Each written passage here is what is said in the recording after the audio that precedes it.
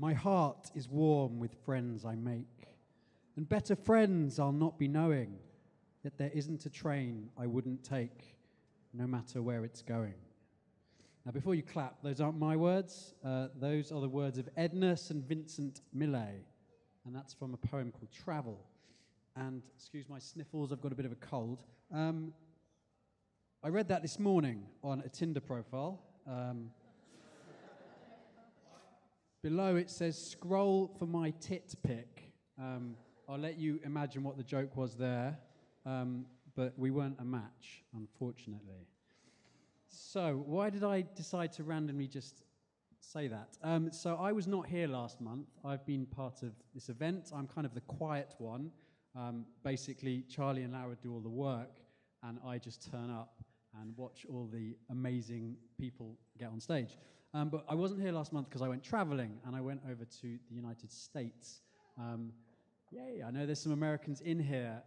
So I just want to tell a little story that's off the back of my travels. Has anyone in here, and I know one person will put their hand up, know of a website called Couchsurfing? Excellent. That was quite a few hands. I like that. Quick summary of what Couchsurfing is. It's a website. It's been going for a number of years where you stick up a profile, you tell people about yourself, and then when you're traveling, you just randomly search for people where you're going, and you send them a message, and they often put you up for free. You go and stay in their house, their flat, their boat, wherever it may be, and you meet some incredible people. And I'm actually hosting someone at the moment, and she's in the room at the moment. Hello, she's from Austria. Hello, Maxi. I've been doing it for 5 years, and I've met the most incredible people over the last 5 years. So I did it when I went to the States. I flew into Los Angeles, and I did a big figure of 8. I drove 2,226.3 miles. I got as far as Colorado. And in Colorado, I found a couple, Tyler and Kendra, who lived on an organic farm. So I thought, I've got to go and stay on an organic farm. Say that twice. So off I went, and I drove there, and I'd never obviously met them before, other than reading this profile, and thought this is going to be fun and this is going to be interesting. As soon as I got there, they were lovely. They welcomed me in. He actually works as a school teacher, and she is a chef. So she'd bought loads of leftover food from work, so they said, we've got food for you, don't worry, that's fine. They took me on a tour of the farm. They've got a whole load of vegetables, which are all organically grown. They have 4 goats. They had 26 chickens. They had 7 turkeys, and they were giving me the walk at night. So all the turkeys live up in the tree. Did anyone know that? Completely, they're all up at the top of the tree, these turkeys just going, rah, rah, rah. And they had 2 pigs. And it was amazing, and they showed me around, and they made me feel extremely welcome. And then we were going back, and she was warming up the dinner. And then there was a knock at the door. And I excuse my American accent to those of you in here who are American. So knock on the door, and Tyler opens the door, and this lady goes, do you guys have like a big black pig? And Tyler was like, yeah. She went, he's like 200 meters up the road on the highway. And Tyler just went, oh God, not again.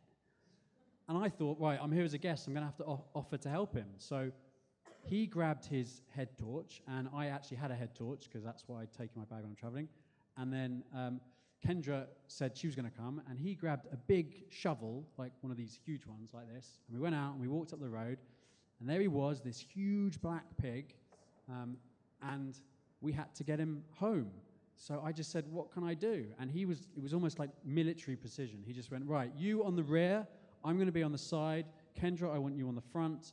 And the person who'd stopped and seen the pig was in her car, but she was driving slowly along the side of the highway.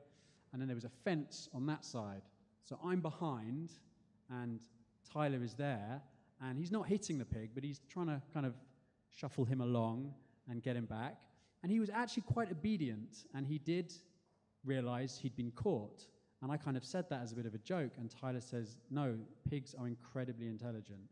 He's made his attempt. He got 200 meters up the road, but he knows it's over now, because we had surrounded him, and he knew that he was on his way back, and there was no point in him trying to make a run for it. So we got him back, and we got him in the pen, and we locked it up, and it was to do with the electrical fence. There'd been a fault in the electrical fence that keeps the pig in, and we went back inside and everything was rosy. And I just sat there thinking, wow, I just went and helped get a pig back from the highway in Colorado. And this is why I love couch surfing, and this is why I love meeting the random people and the random experiences that you meet. So why am I telling the story to you all? And those of you that have heard me do stories before, I often come up with some kind of moral at the end. Well, actually, I don't have a moral for this story, except for sometimes you should chase the most random experiences. You should chase things not knowing what's going to happen, who you're going to meet, and what you're going to experience. Just go out there and meet the people of this planet. Now, I landed on the same Friday that the attack happened in Paris, and having just spent 3 weeks traveling, it kind of hit me a bit because I was on a complete high and a complete buzz because I'd been doing all these amazing things, and then that happens just a few hours after I'd landed. Because I'd come back from traveling, I used that to remind myself that we mustn't let fear get deep inside us. You must just have faith that when you go out there and you just experience something or anything, you can gain something from it.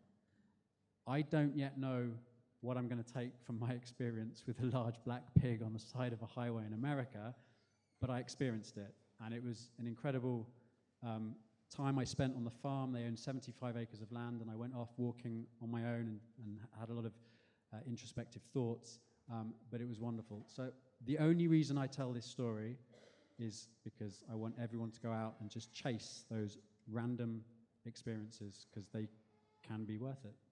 Thank you for your time.